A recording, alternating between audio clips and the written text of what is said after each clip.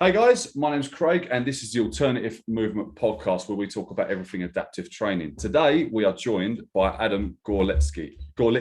I just pronounced it wrong, damn it. Adam Gorlitsky. So yeah, we just had a conversation. He said, "You pronounced my name right, thank you." And then I've just messed it up. Brilliant. Cool.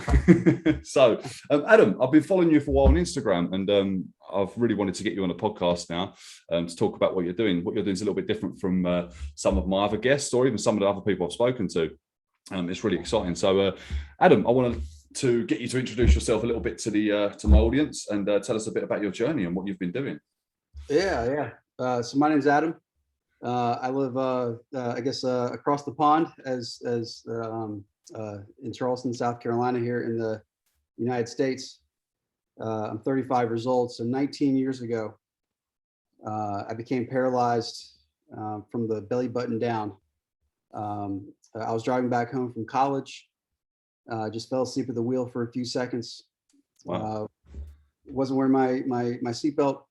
And I was in a single person car accident, and as a result, broke my back, spinal cord injury. And doctors would tell me I'd be paralyzed for the rest of my life. So that was on the night of December 30th, 2005. So a little more than 15 years ago.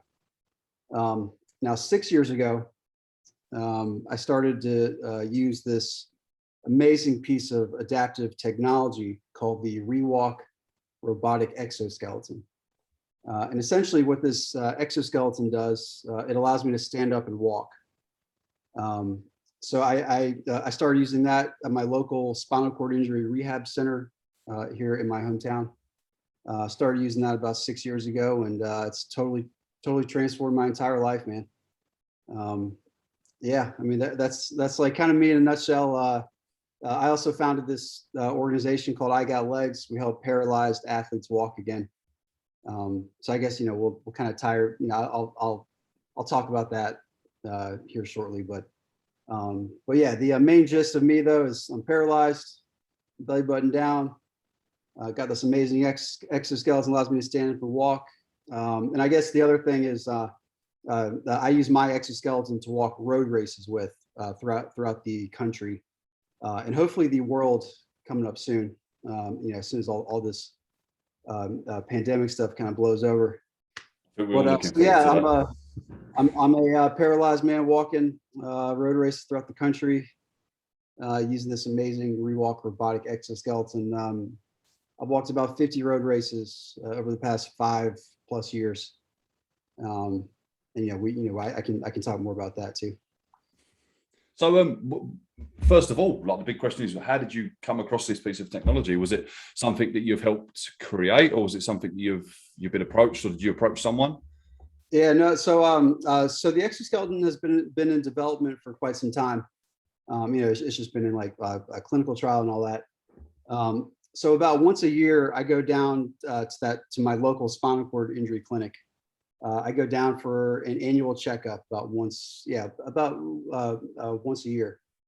So 6 years ago, I went down, and my physical therapist, she said, "Hey, we have this exoskeleton.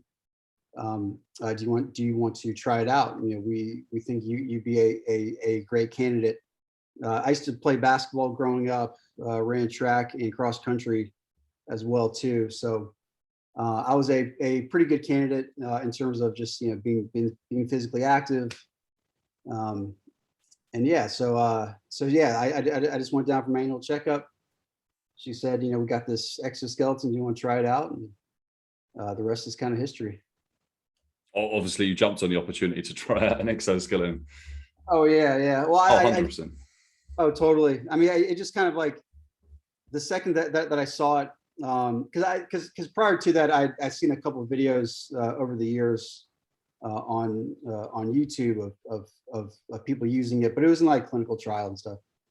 But for whatever reason, when I saw it at the rehab center, and it was just kind of sitting there, I was like, oh man, I could see myself using this within road races. I don't know why, it just kind of clicked. Like, man, I don't know. I just saw like my future with it. So was it specifically designed for was it just day-to-day use, or was it designed for actual road races? Because obviously, if you're just using it for day-to-day use, it could be quite a short journey. Whereas a road race, you know, if you're doing a 10K, which you've done yourself, that could require that piece of machine to have to work for a lot longer. So what is the sort of like lifespan of one of them machines, like on one charge? I'm assuming it's got some sort of electrical capabilities and stuff. Oh yeah, so it's a pretty complex system. You know, I describe it like the lower half of a Terminator suit. So You're basically half Iron Man at the moment. Yeah, I really kind of am. You know, it's you know, I can kind of describe how it works here in a second, but so with the exoskeleton, it was actually designed initially by a quadriplegic, believe it or not, in over in Israel. I want to say his name is Dr. Amit Goffer. This amazing scientist guy, developer guy in Israel. Yeah, he was a quadriplegic. So he actually designed this exoskeleton that he's never been able to use. So it was initially designed for everyday use, and it still is. And people use it for everyday use. I choose to use mine for more recreational purposes. I described this exoskeleton, you know, and like how I use it. I wouldn't necessarily wear it on like a first, second, or third date with a girl, but like a fourth or fifth. And what I mean by that is, you know, like you kind of want, you know, more open space. You know, it is like, you know, weighs about 50 plus pounds, right? So, you know, it's not something I would necessarily bust open on like a first date. I'm actually talking to you right now. I'm in a standing wheelchair, believe it or not. Oh, cool. Yeah, so you know, this standing wheelchair is amazing. I mean, this is something I would wear on a first date, and I have before. You know, I'm a single guy, so a lot of my stuff I put into you know, into a dating kind of context with this adaptive equipment. But yeah, so it was initially designed. I mean, it's designed for everyday use. But I just, for whatever reason, it just makes sense to me to use it in a more recreational way. And okay, so you asked about a battery charge. Yeah. So I use my, as we're saying, you know, I've used mine for about 50 plus road races. I'm actually the Guinness World Record holder for exoskeleton marathon walking. I walked an entire marathon using my exoskeleton. Wow. I guess it was last January. Yeah, January 2020. So how long did that take? That took 33 hours and 16 minutes, I believe. Yeah. Wow. I was gonna say I actually broke this guy from London. Well, he lives outside of London. This exoskeleton walker. He had set the record at the 2018 London Marathon. This guy named Simon. He's kind of like my friendly arch nemesis. I describe him. I think sometimes you need that though. You need that not necessarily to be your arch nemesis, but to push one another, I guess. Oh yeah. Totally. Yeah. I mean, you know, he probably lives pretty close to you, I would imagine. Okay. Yeah, I think he lives about an hour from London, maybe. So yeah, so one battery. I mean, I can walk consistently for about 2.5 hours on one battery charge, and then I need to either change out the battery or charge it. So, but yeah, I mean, it's incredible technology, man. I mean, it's, you know, for me, it is more of a sport though. You know, obviously with in respect to how I use it. My goal for I Got Legs, my nonprofit, and just, you know, in general, I see this as an amazing Paralympic sport one day. Are you pretty familiar with the Paralympics? I'm sure you are. Yeah. I've been following it. Yeah. So I mean, you know, with the Paralympics, it's you know, it's kind of interesting. Is, you know, I mean, typically with the Paralympics, they take the sports from the Olympics and then just modify them, and that's the Paralympic version, right? So there's this Olympic sport. It's called race walking. Have you ever seen race walking? Yeah. Yeah, it's like a combination of like power walking meets jogging, kind of, right? I mean, it's like hardcore. So to me, exoskeleton walking is kind of like the Paralympic version of Olympic race walking. meets NASCAR or I guess in Europe, Formula One Yeah. race. Yeah, it's kind of like Paralympic race walking meets Formula One or NASCAR.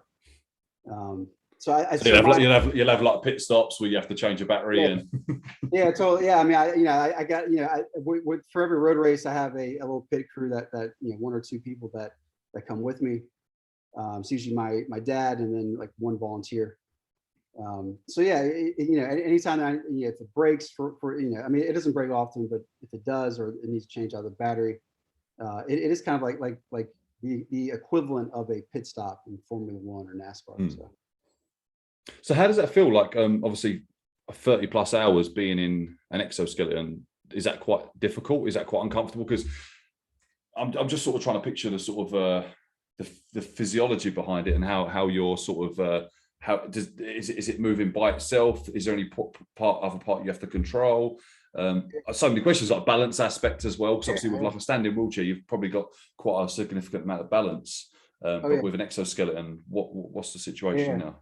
So yeah, I was telling you before, I described it like the lower half of a Terminator suit. So how it works, I essentially transfer out of my wheelchair into the exoskeleton, which is usually sitting on like a little chair or something. So I transfer out of my wheelchair into the exoskeleton.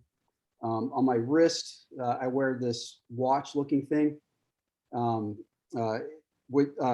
this watch is the remote control brain of this exoskeleton Terminator suit.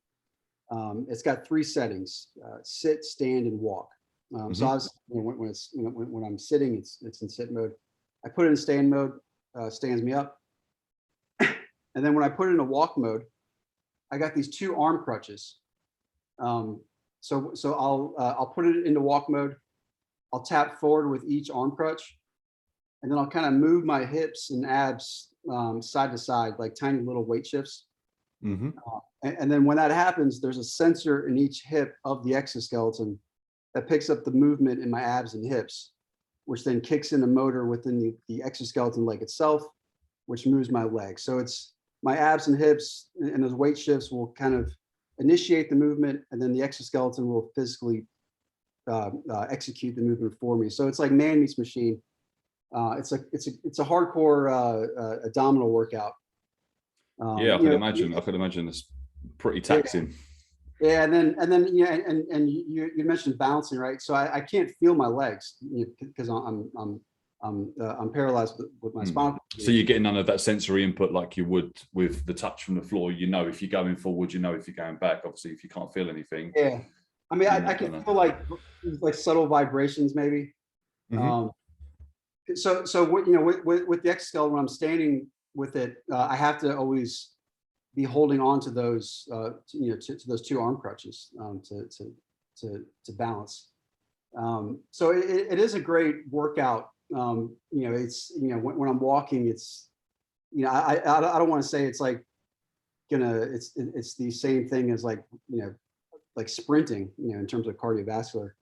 But in terms of there is a cardio aspect a little bit, but it's just great for core and posture.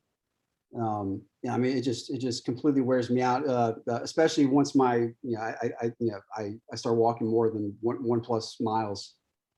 My posture and form start to break down, so I start to use more of my upper body.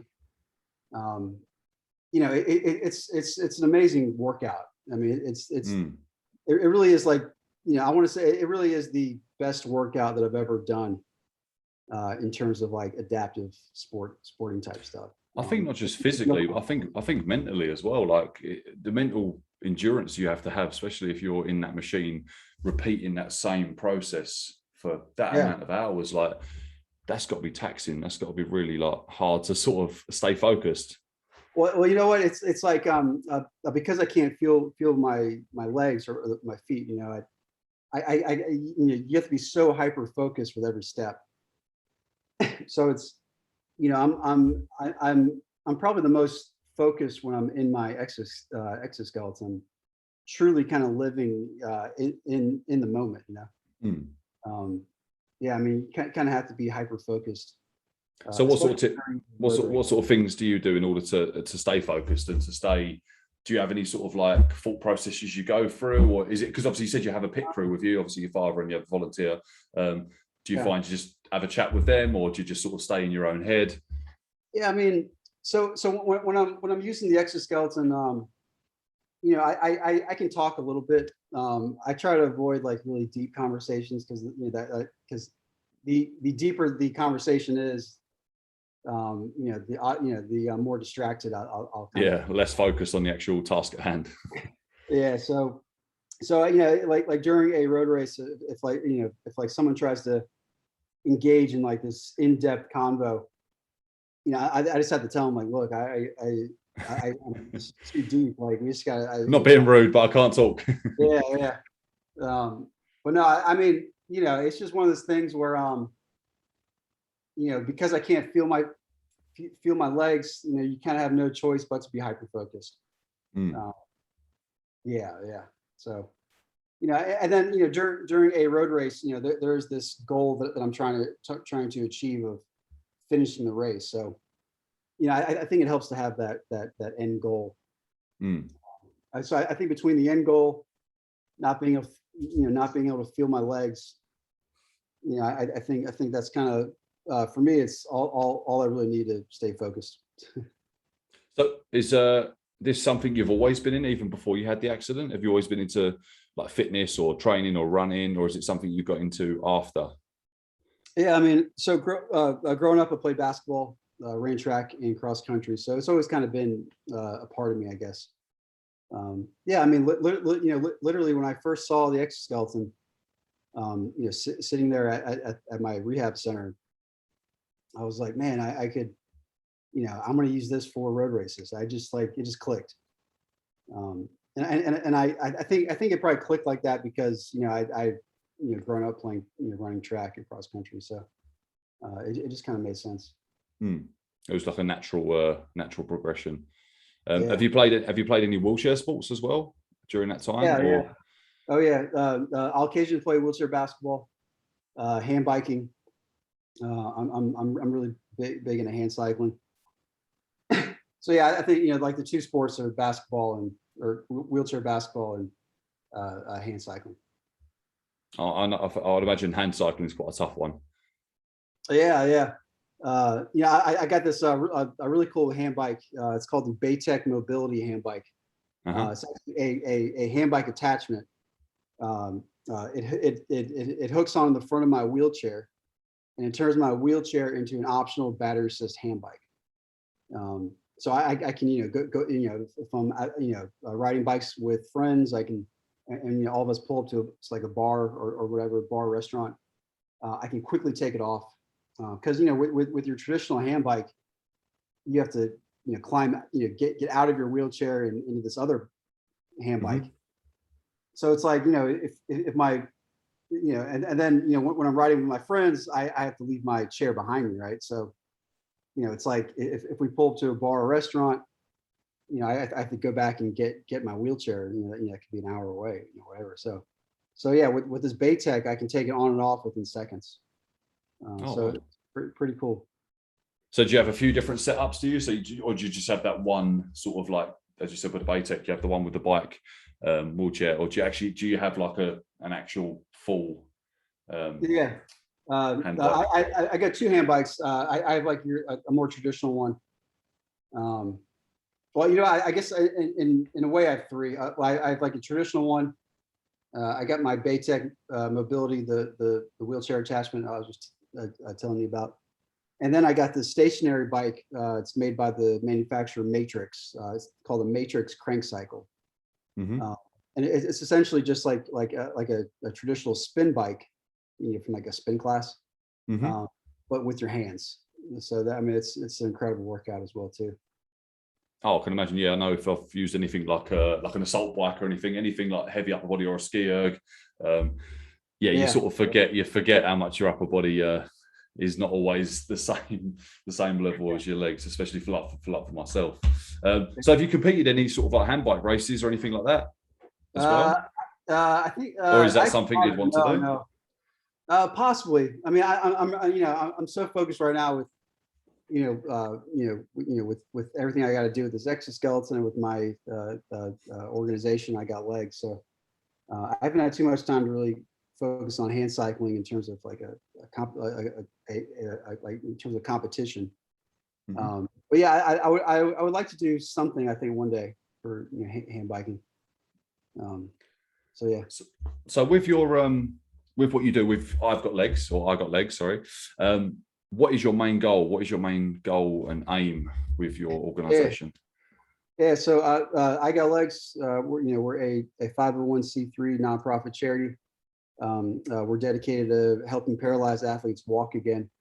Our main goal, with that mission, is to turn exoskeleton walking into an official Paralympic sport one day. So in order for us to achieve that, our mission and our ultimate goal, it's all about getting more people using these exoskeletons. And then ultimately being able to acquire their own. So helping people fundraise, giving out grants for these exoskeletons. So that's like our core focus. It's just helping paralyzed athletes walk again. And then a part of our programs, we do help other nonprofit disability nonprofits raise funds for their programs too. So Awesome. So you're heavily involved in sort of helping people and raising awareness around not just what you do, but what other people are doing as well. Oh yeah, totally. I think in terms of helping out individuals, it's helping everything kind of does revolve around this exoskeleton and I guess other forms of leg brace technology as well too. It's not just the exoskeleton, but yeah, and then helping other disability nonprofits within these people's hometowns. So yeah, it's kind of like a two-part process. Oh, that's awesome, man. So where at the sort of developmental stage is the exoskeleton? Is it quite early on? Obviously, you said you've been using it for quite a while now, but where are you hoping the technology sort of leads to? What sort of vision or what capabilities are there for it? Yeah, no, I think So in terms of that, it really is in the. I mean, I would say it still kind of is in the beginning stages. Yeah. Or I don't say beginning, but phase 1, phase 2, maybe. I was telling you before, it's right now. I describe it like the lower half of a Terminator suit. Ultimately, in order, at least in my mind, it has to go from Terminator to. Have you ever seen the movie Avatar? Yeah. Okay. Yeah. It has to, and what I mean by that, the main character in Avatar was also paralyzed with spinal cord injury, and then he became this blue creature, right? So it has to become, I would say I have to be able to control the exoskeleton with my mind more. Right now, I can't control it with my mind. Like how I move, how I move my fingers real fast. And yeah, of course. Yeah, and there is that technology out there with some prosthetics with like actually moving it with your mind and not necessarily picking up necessarily straight from your mind, but it's picking up them, as you said, them slight movements. Like if I didn't have an arm, but I was to use my mind to pretend to move my arm, then it would send that signal and then impulses down to the prosthetic limb. Totally. So it has to become more like that, the exoskeleton. I think for it to really become like huge mainstream. But that's tough because it's that would require I don't know. I mean, like you see all these brain implants and stuff like that. I mean, that's a little scary. There's ones that Elon Musk's talking about with the brain implants and. But there's I've been seeing a lot of my friends have been sending me links to the brain implant like helmet. So it wouldn't be like a surgery, just be like a helmet type thing. And some of that's looking pretty promising. So I think in order for this thing to really take the next step, I would have to be able to control it from my brain or some point in my spinal cord to the exoskeleton for like a quick response. I mean, it'd be great if I could just like stop on a dime. I mean, I could stop. If I'm walking, I have to kind of stub my toe to like stop it. But if I could just like stop it mid step and then restart it just in like the split second, like how I do my fingers. Yeah. That'd be ideal. That would be the ultimate goal. And there's stuff like, I mean, there's the Christopher and Dana Reeve Foundation. They're involved with this thing called the Epidural Stimulator. Have you ever seen that? Haven't, it's no. like, yeah, it's an amazing piece of technology. It's a spinal implant that's helping people bridge the gap of their spinal cord, of their damaged spinal cord. So it's essentially this, spinal implant that they implant at the somewhere near the base of your spinal cord, I think. They sew you back up, and then you have this external device that you turn on, and then people are able to, through their thought power, able to move their lower limbs. Their Oh, wow. limbs. So is it almost connected to the brain, and then it would be connected to there'll be like a chip in the brain or something? No. So it's like this little piece of tape thing, like nano strip. I don't want to say tape, but like this little nano strip thing that they implant into your spinal cord. That kind of so it's bridging the injured part of the spine, you mean? Yeah. Right. I didn't know if you meant it was like you'd put it down there, but it's like a Bluetooth type situation going on. Yeah. So it's like this nano strip thing that they implant that bridges the gap of the damaged part of the spinal cord. And then also with that, there's like this other implantable external receiver device that they put near it, and they sew you back up, and then you have this external device that it kind of looks like a cell phone. It's got like a few different channels to it. I'm not entirely 100% how it works, but you essentially turn it on, this external receiver or device, and then when you think about moving your leg, all the signals start in your brain, right? So it goes down, starts in your brain, it goes down your spinal cord, and then over that little nano strip tape thing of the spinal cord, and then that signal travels to your paralyzed leg. So from the stuff I've been seeing, no one's walking perfectly with it, but it is having some amazing results. I mean, there's people that like are kind of taking slower kind of gimp steps. So I think like a combination of something like that meets the exoskeleton. That's to me that's almost like I don't want to say like a cure for spinal cord injury, but I think it's going to be the closest thing to a cure, at least in my I mean, it's gonna offer hope, if anything, for a lot of people, because I mean for yourself, just listening to you talk, you sound like you're pretty sort of adjusted to, right, okay, this has happened, I've got to deal with it. How am I going to deal with it? And you've seen this piece of machinery and gone, you know what, this is me, this is my thing, this is what's going to help me achieve my goals. But do you think that would be, for a lot of people, that sort of like that light at the end of the tunnel? I'm not just, this is me, like I'm in a wheelchair now. With this piece of machinery, it's offering that second chance. Oh yeah, totally. It's like what you said, like hope, kind of like even with this standing wheelchair that I'm talking with you in right now, it is kind of, it does provide some level of hope as well too. I mean, to be, sitting and then all of a sudden being able to, within seconds being able to stand up. I think what it is, I think it's just a real, that hope turns into like a real empowering kind of feeling. And I think with that empowering feeling, I think it does give you, that like little extra boost to kind of achieve whatever goal, in your life that you're trying to achieve. So I think, it just kind of makes you real empowered kind of feeling. So, yeah, man, I don't, I think, anything that, I think that's what hope ultimately does. It just kind of helps to empower you going forward. So.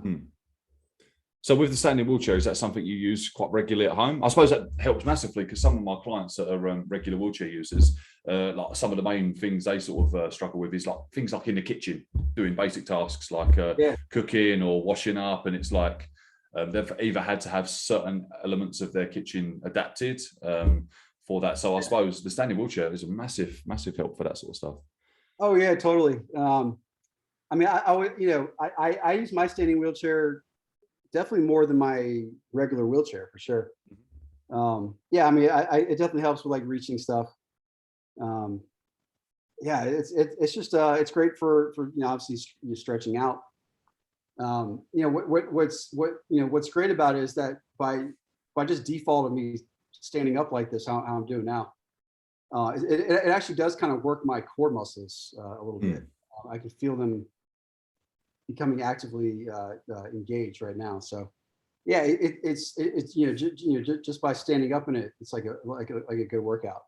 And it's just cool. Like, I was telling you, I kind of put everything into a dating context, but this standing wheelchair is something that I bring on a first date. Yeah, and just to be able to like stand up all of a sudden and at a bar and talk to someone I'm hanging out with, like, yeah, it's an amazing feeling. It kind of changes the whole like dynamic of interacting. Yeah, big time. Because I'd imagine from like my point of view, if someone's walked into a room and they're standing and I'm seated, you can straight away feel that power dynamic where they're sort of towering over the top of you, and it's sort of like, oh, you feel small in that chair. But having the ability to stand upright, it's putting you on that same eye line with someone, and it's giving you that confidence, that power back. Yeah, it definitely does. It is. Yeah, I mean, it definitely. I think you do kind of feel a little more powerful, probably. Yeah, it's just kind of like a real empowering kind of feeling. I'm not sure. It's hard to describe why it is different to interact with somebody standing up and until you're sitting, you're like forced to sit down for so long. Yeah, but it is a little bit different. It's kind of hard to put into words though. Oh yeah, no, I completely understand. I'm quite tall, so if I ever meet anyone taller than me, I'm a little bit like, okay, yeah. You get that. You can't explain it, but you're like, there's that little bit of competition now. A little bit, yeah, a little bit, yeah. Cool. So for yourself, how have you found you've adapted your workout? So you said you've done a lot of like sort of like track and field, basketball. Is there any specific workouts you do in order to make yourself better or more efficient at using the exoskeleton? Like not just in the exoskeleton, but outside of the exoskeleton, like whether that's in the gym or home workouts or. Yeah, totally. Well, I was telling you about this matrix crank cycle. Yeah, I mean this matrix crank cycle. I mean, I haven't seen anything else like it out there in terms of like a home or like a piece of workout equipment. So for me personally, that's like the best thing I could do, like workout wise. But no, I do this workout. I believe it's over in London as well too. It's called Orange Theory. Have you heard of it? I have, yes. Go on, tell us a little bit about it. I've heard the name, but I'm trying to think what it's about. Yeah, Orange Theory. It's a high intensity interval training or HIIT for short. It's called a HIIT workout. So it combines weightlifting, rowing, and the treadmill. But it's kind of more grounded and more of like cardio and kind of like all around kind of weight workout. Whereas like CrossFit is more like you've done like CrossFit, right? Yeah, big into CrossFit, yeah. Yeah. CrossFit is probably more geared around power moves, like power cleans and deadlifts and stuff like that. Whereas Orange Theory is probably more based around functional. I wouldn't say functional, maybe, but more like cardiovascular, probably. Well, yeah, it's so I do a lot more. I mean, pretty much I just do Orange Theory. I do some workouts in my standing wheelchair. I'll do these like jump and jack things. Okay. I mean, it's like crazy by just standing here and just doing like these jump and jacks like this. Like this is actually like a pretty good workout. I think, and that's the thing. Like I sort of surprised myself over the years and working with people that are like wheelchair users or have limited use of their lower half of the body, of how you can make a really efficient workout with just your upper body and like an effective cardiovascular workout, HIIT training and stuff. And it's just having the ability to be a little bit adaptive and a little bit creative with some of your workouts. So in regards to Orange Theory, is it an online based thing? So would you follow like an online program, or would that be? I guess you could technically. So it's studio based. So you actually you physically go to the Yeah, actual? yeah. Oh, okay, I'm with you. Yeah, yeah. Yeah. It is similar to CrossFit like in the sense that you go to a studio, um, and then there is like this predetermined workout that everyone does. Mhm. Now with Orange Theory, it's this worldwide thing, and everybody in the world is doing the same workout. Yeah. And so yeah, but and then there is this Orange Theory app that I think does have at-home workouts that you can do alongside with everybody at the studio, I think. So yeah, I mean, it's so I do that. I do a lot of stuff, just standing up, like core stuff, and then any kind of hand cycling.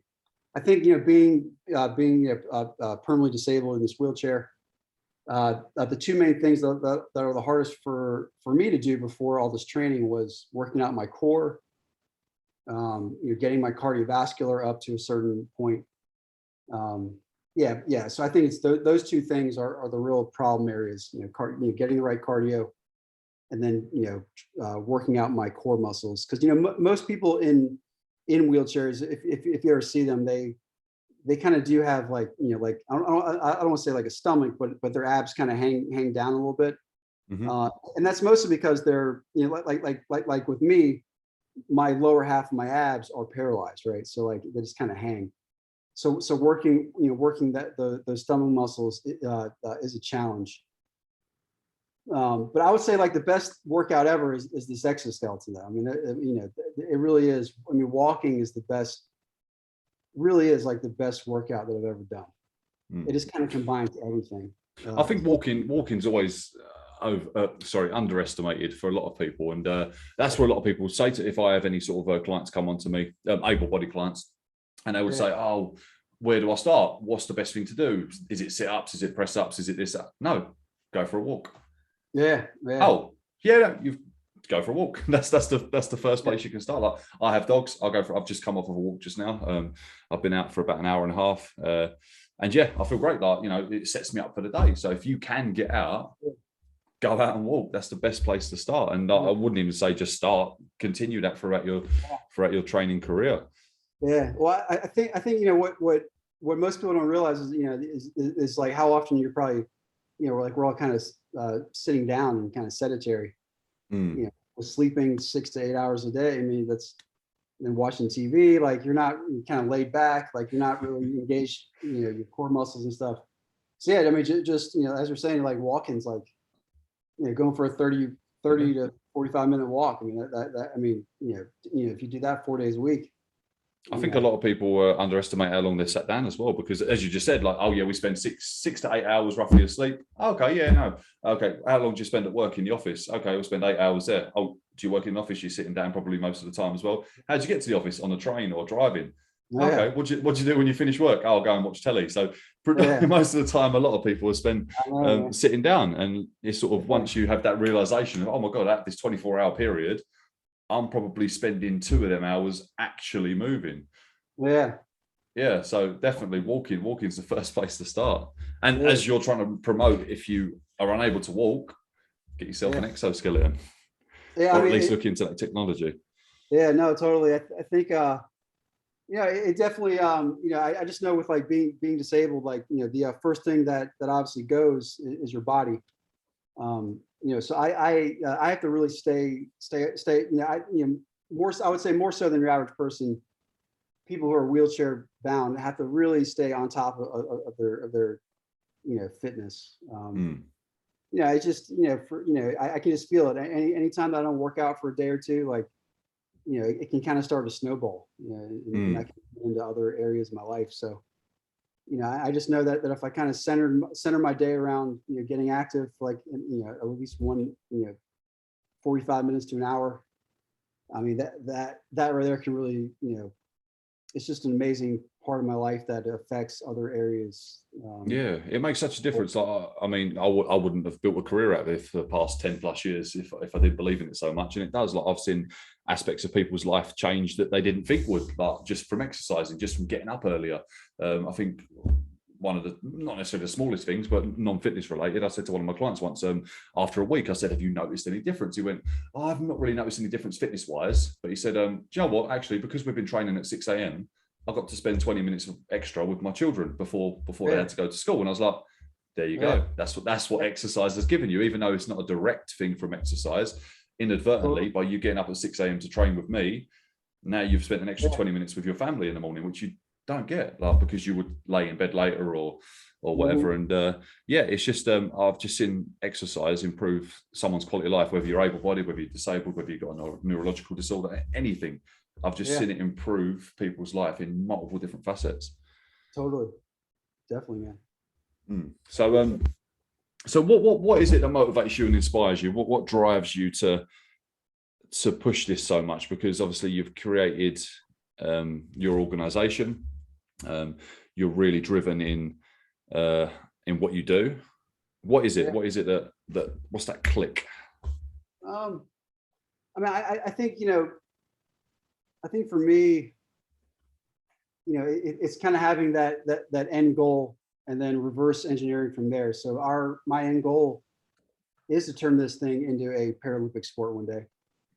So I think that helps for sure. Knowing, kind of knowing what I want with my end goal.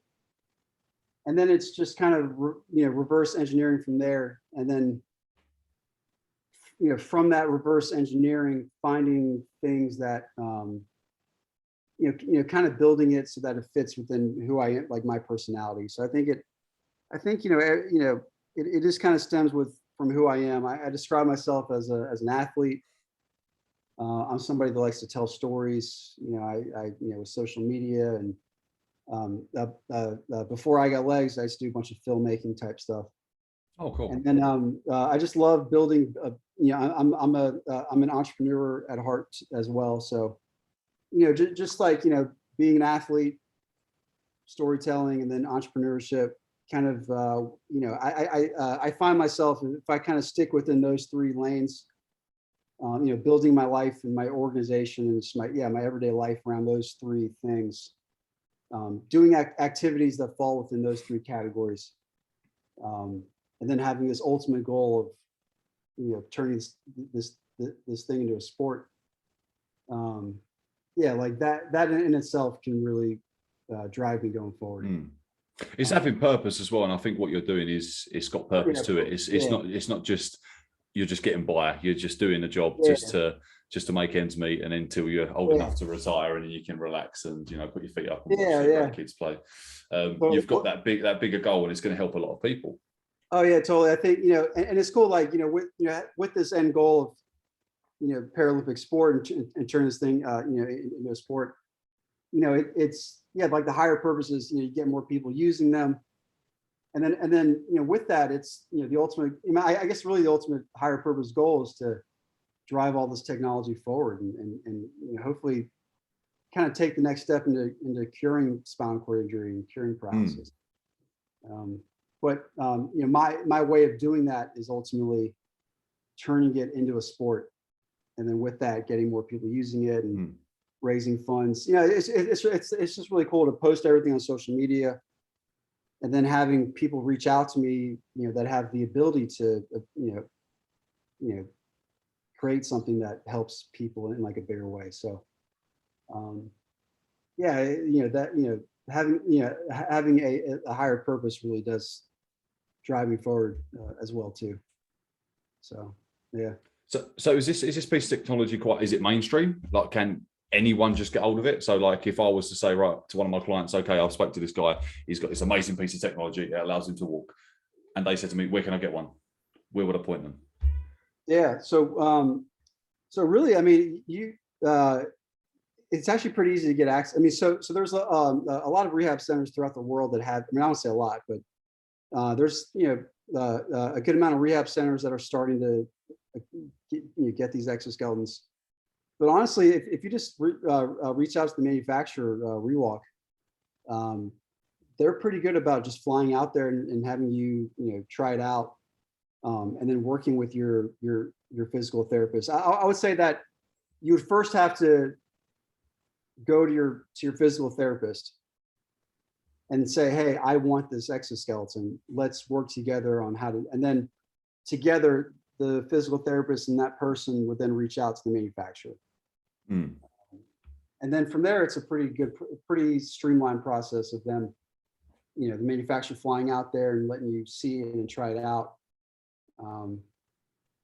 Now, actually owning your own is kind of like the big part, because health insurance, for the most part, doesn't really cover these exoskeletons. So that's where my organization comes in. We help others to fundraise for these exoskeletons.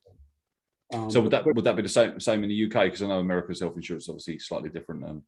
Yeah, to yeah. the UK. Yeah, I don't know if that would be the same over here. Yeah, it's I believe it's the same process, the same kind of thing happening over in Europe as well too. So yeah, I mean they're pretty expensive. I mean, here in the States now they're like $120,000 now, or Wow.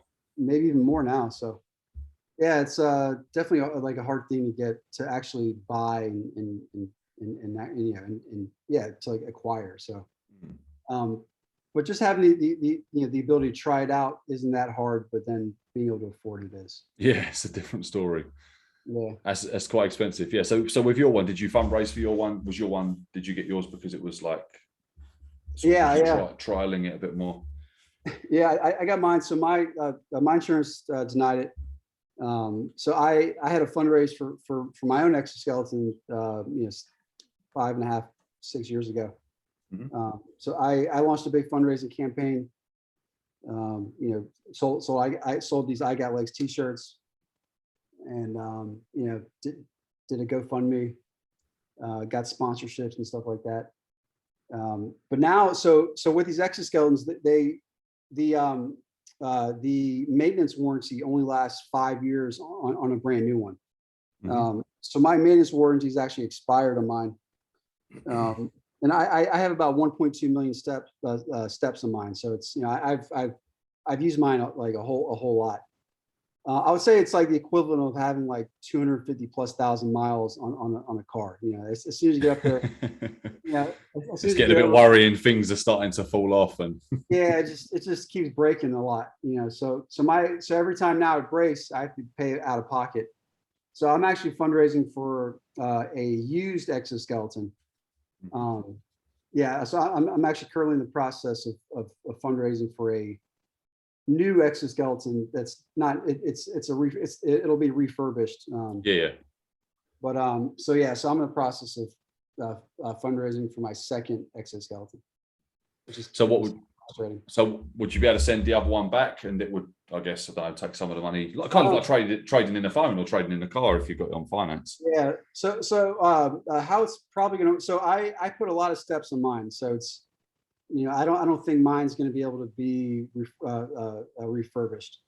So what we are kind of kicking around with the manufacturer is having people who don't use their exoskeletons that often, if they want to donate them to I Got Legs for a tax write-off, and then we pay to refurbish them and then get like a 2-year warranty on them. So I think something like that is going to happen for this next exoskeleton of mine.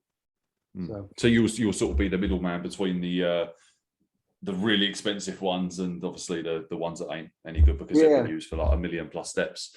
You'll be able to create something more affordable and more mainstream for people, because I don't suppose most people are looking for something similar to yourself, where you're looking at these big challenges and these big like races. Most people just want to go to the shops or just go out for a walk with their partner or something like that, and something like that would be perfect for them because they wouldn't be using it that often, but they would be using it enough to get that benefit from it. Oh yeah, absolutely. Yeah, it's a weird thing. I mean, when I was fundraising for my first one, it was a lot easier, because it was, but the second one is a little harder because, everyone's like, man, every 5 years we have to, it's hard to raise 120,000 every 5 years for a brand new one. So, I think this is a more practical approach, probably. Yeah, and especially as you've got like a lot of support, I guess, in the initial stage, and now it's come to the point where you need a new one. It's sort of like you might find a bit of resistance in having that much support, I guess. Yeah, well, I think this is where corporate sponsors come in. So we're at that stage now where we really got to focus on the corporate sponsors and all that. So Mm.